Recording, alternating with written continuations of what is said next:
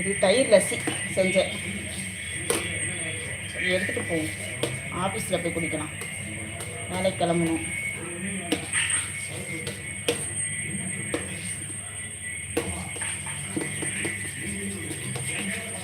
தயிர், மாம்பழம், கொஞ்சம்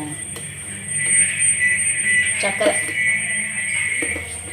போதும். தயிர் லஸ்ஸி நல்லா இருக்கும் குடிக்கவே.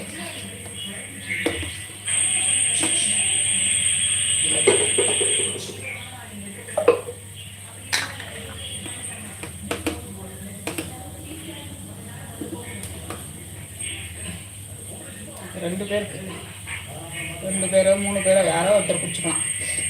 குட்டீஸ்